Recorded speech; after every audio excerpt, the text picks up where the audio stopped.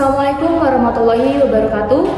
Saya selaku moderator dari kelompok 10 Program Studi Manajemen kelas MJ 401 mata kuliah Manajemen Operasional 2. Anggota kami terdiri dari saya sendiri, Novi Fitriana selaku moderator dan pemateri. Yang kedua, Aldani Jopa selaku pemateri. Yang ketiga, Ayu Putriani Kaida selaku pemateri. Dan yang terakhir, Tias Ekaliana selaku pemateri.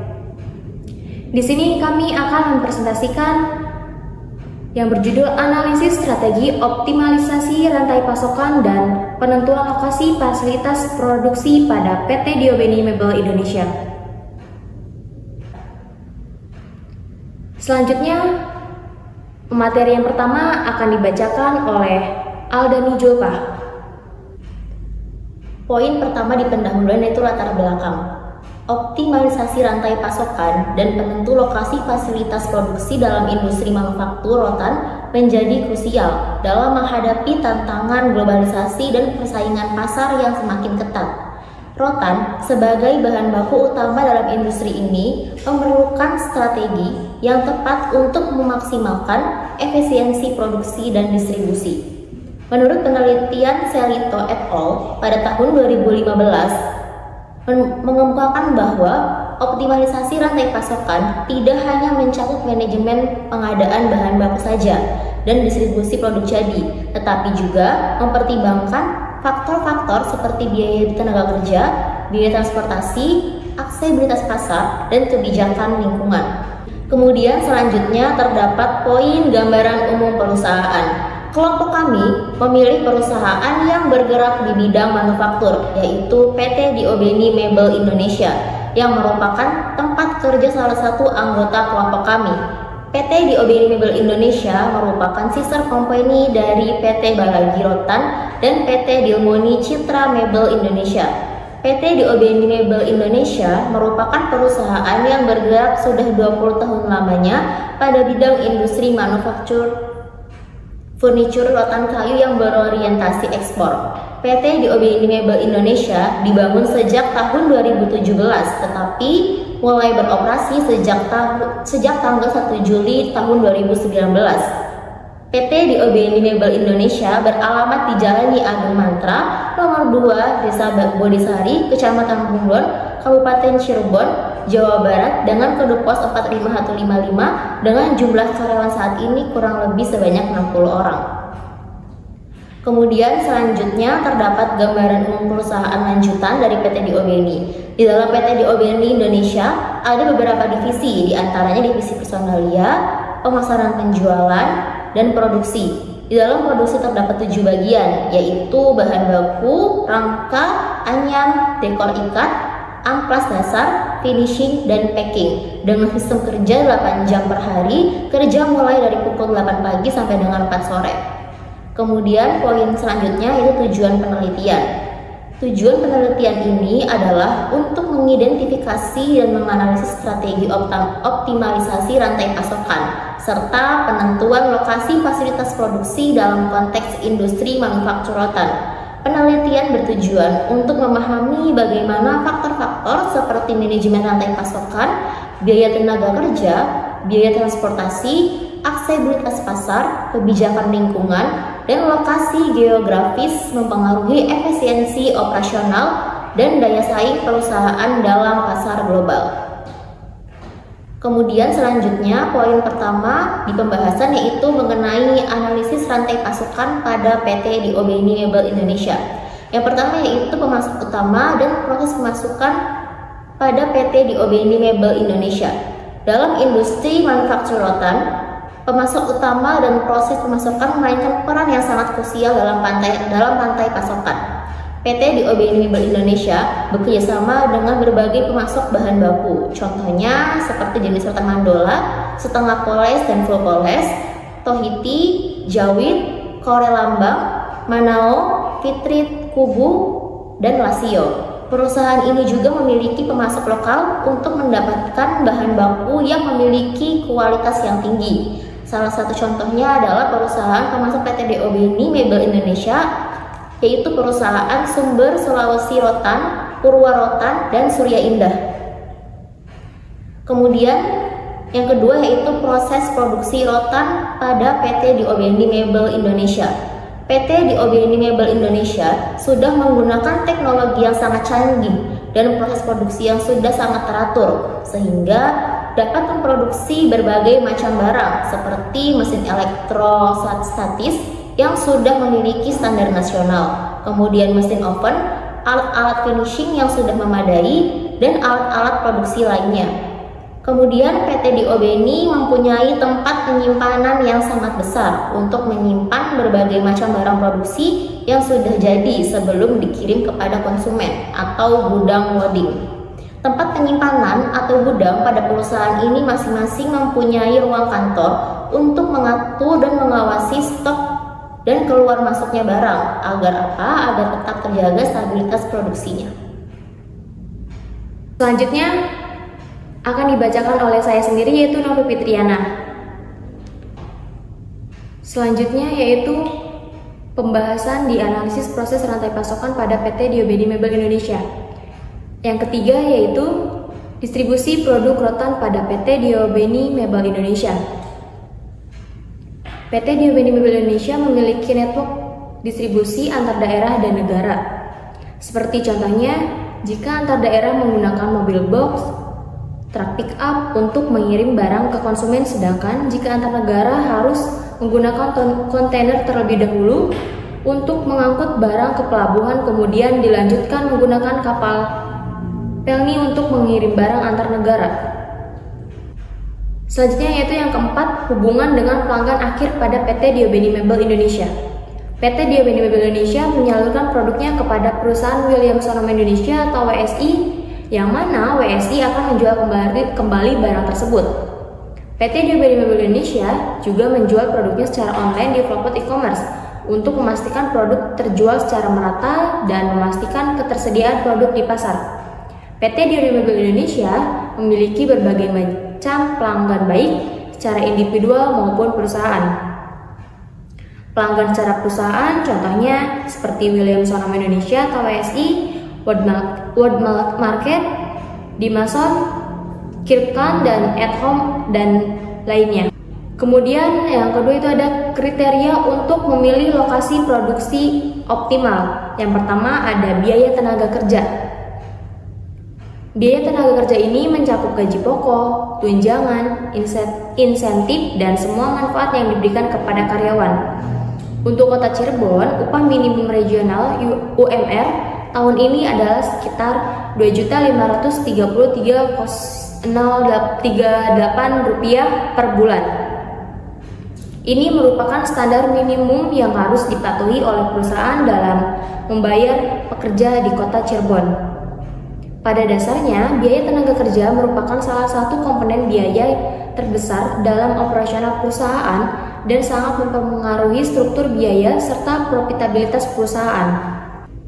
Yang kedua yaitu ada biaya transportasi. Biaya transportasi dalam industri manufaktur rotan meliputi berbagai komponen yang penting untuk efisiensi operasional. Misalnya, biaya menyewa kontainer pengangkut pada PT Diobendi Mebel Indonesia dapat mencapai sekitar 5 juta penarik, tergantung pada jarak dan frekuensi pengiriman serta biaya untuk pemeliharaan kendara seperti perawatan dan suku cadang rata-rata sekitar 2 juta per bulan. Selanjutnya akan dibacakan oleh Ayu Putriani Kaida. Selanjutnya yaitu aksesibilitas pasar. PT Diobendi Mebel Indonesia yang dekat dengan pusat konsumen di kota besar seperti Yogyakarta dan Jakarta memberikan keuntungan aksesibilitas yang besar. Hal ini memungkinkan perusahaan untuk merespon dengan cepat terhadap perubahan permintaan pasar dan mengurangi biaya transportasi karena jarak yang lebih pendek. Selain itu, akses yang baik ke infrastruktur transportasi seperti jalan tol dan pelabuhan juga penting untuk memfasilitasi distribusi yang lancar ke pasar regional atau internasional. Selanjutnya yaitu kebijakan pemerintah terkait industri manufaktur. Di sini contohnya yaitu pada PT Diobendi Mebel Indonesia dengan cara membuka acara besar seperti acara Indonesia International Future Expo atau IFEX yang diselenggarakan di Jakarta International Expo Kemayoran atau JIE Expo Kemayoran Jakarta. Dengan diadakannya acara tersebut dapat memberikan keuntungan bagi PT Diobeni Mebel Indonesia, yaitu dapat meningkatkan orderan dari berbagai buyer dan meningkatkan social branding.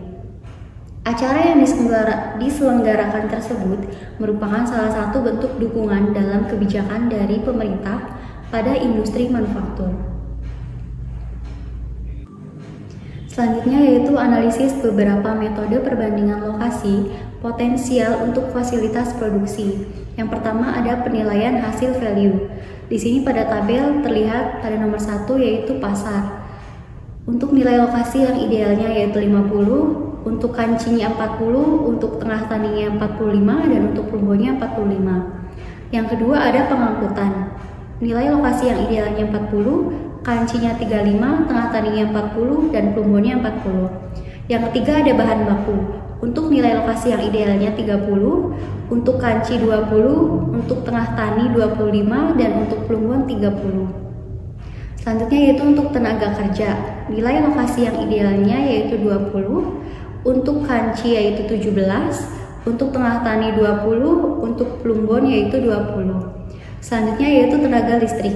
Nilai lokasi yang idealnya yaitu 15, untuk kancinya 13, untuk tengah taninya 15, dan plumbonnya juga 15. Untuk iklimnya sendiri yaitu nilai lokasi yang idealnya 10, kanci 10, tengah tani 10, dan plumbon juga 10.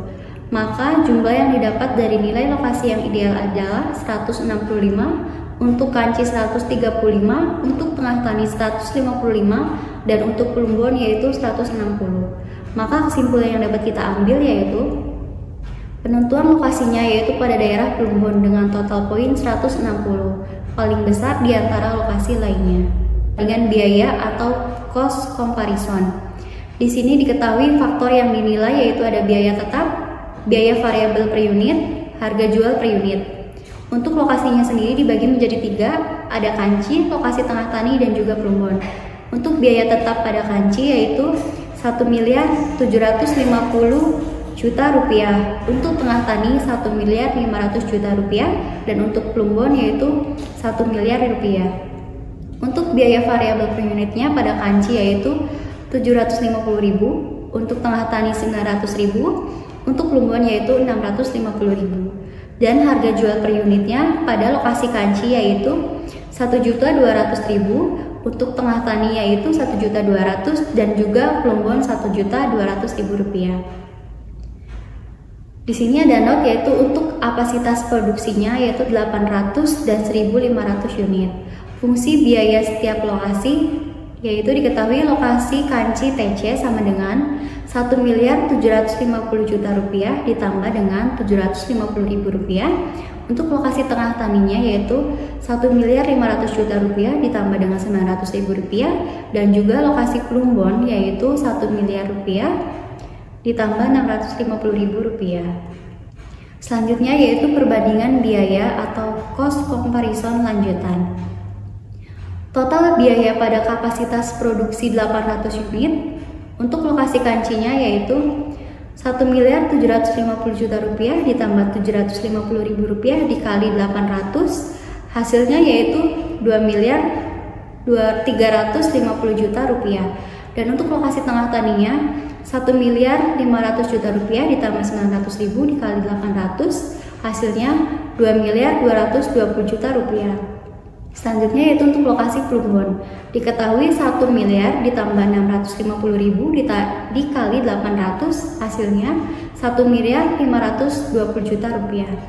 Untuk total biaya pada kapasitas produksi 1.200 unit. Untuk lokasi kanci yaitu sama dengan di atas 1.750 juta rupiah ditambah 750.000 dikali dengan 1.200 unit, maka hasil yang didapat yaitu 2.650 juta rupiah. Dan untuk lokasi tengah taninya 1.500 juta rupiah ditambah 900.000 dikali 1.200 unit, maka hasil yang didapat yaitu 2.580 juta rupiah. Dan lokasi yang terakhir yaitu lokasi Plumbon.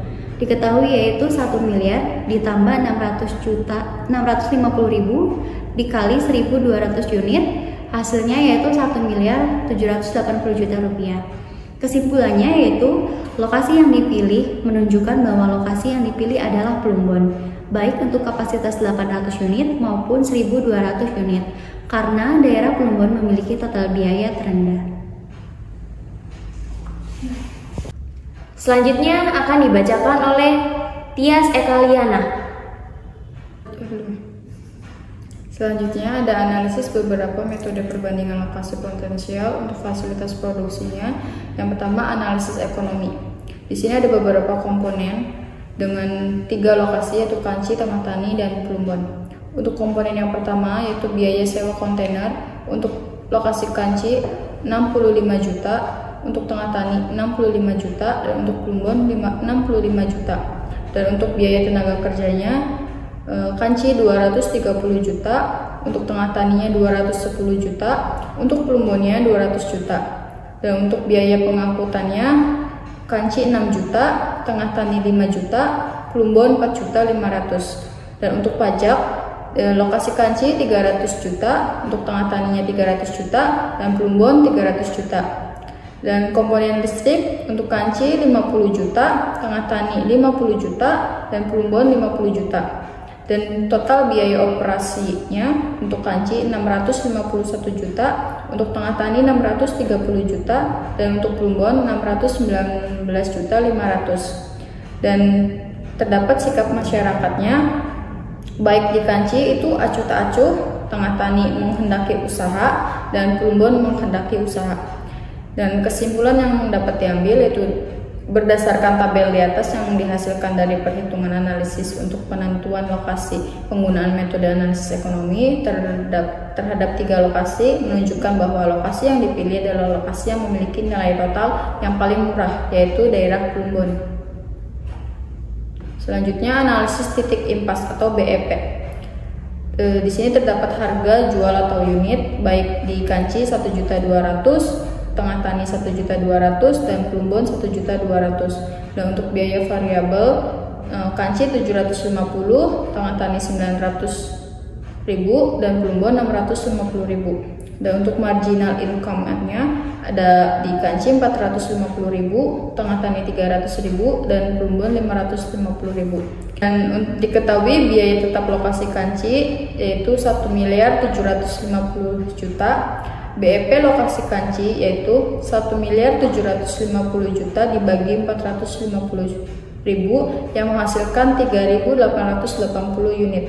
Dan yang kedua, diketahui biaya tetap lokasi Tengah Tani yaitu sebesar 1.500 juta dengan BEP lokasi Tengah Tani 1.500 juta dibagi 300.000 menghasilkan 5.000 unit.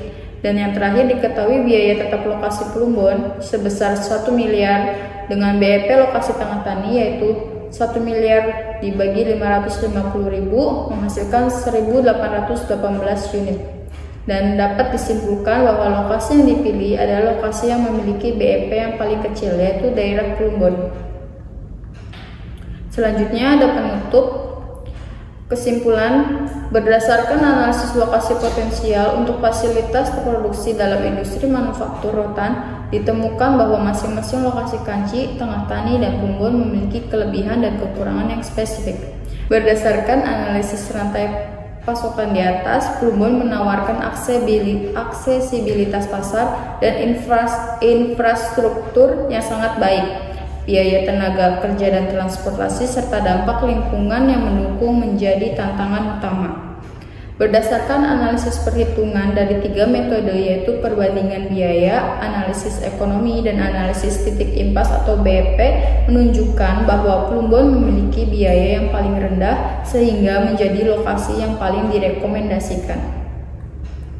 Dan yang terakhir, saran berdasarkan analisis daerah Kanci, Tengah Tani, dan Plumbon memiliki kelebihan dan kekurangan masing-masing sebagai lokasi fasilitas produksi. Perusahaan dapat memilih lokasi sesuai strategis bisnis mereka dengan investasi pada ketiga daerah tersebut. Selanjutnya yang terakhir ada dokumentasi. Di sini ada pengiriman bahan baku untuk dijadikan produk setengah jadi. Kemudian apabila barang sudah masuk pabrik dan diproduksi, kemudian akan di packing atau dikemas jika produk tersebut sudah diokekan oleh QC. Sekian presentasi dari kelompok 10 mengenai analisis strategi optimalisasi rantai pasokan dan penentuan lokasi fasilitas produksi pada PT Diobeni Mebel Indonesia. Semoga materi yang disampaikan bermanfaat dan mudah dipahami. Mohon maaf jika ada kesalahan maupun disengaja ataupun tidak disengaja. Sekian, terima kasih. Wassalamualaikum warahmatullahi wabarakatuh.